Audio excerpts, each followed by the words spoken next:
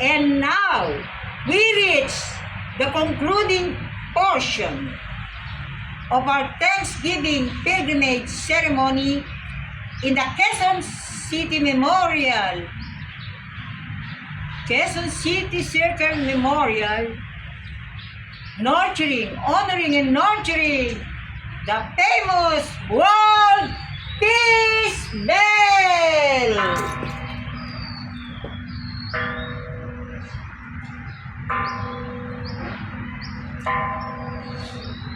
We beg the heavens,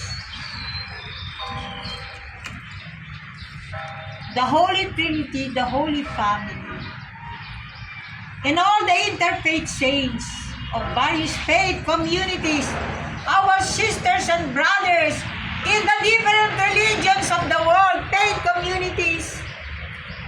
Bless each country that we are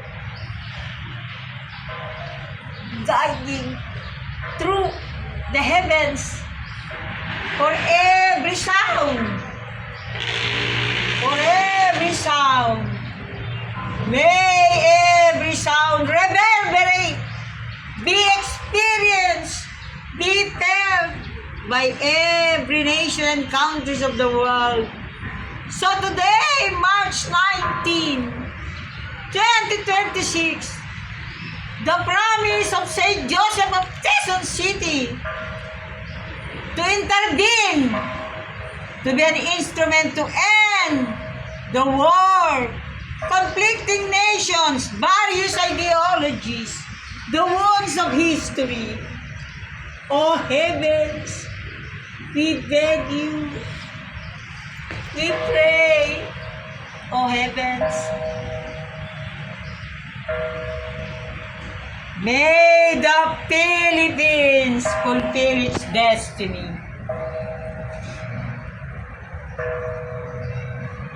The vision of Saint Teresa of the Child Jesus to proclaim the Philippines Transfiguration Covenant country in the Marcos Jr. prophetic presidency for the world. Lord, we cannot do it by ourselves.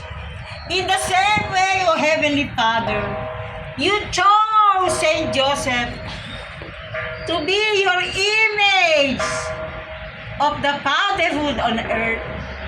May every citizen, community, and the world be transfigured, experience the sacred prophetic transfiguration radiance, transfiguration fragrance for the Philippines Transfiguration Covenant country for the world.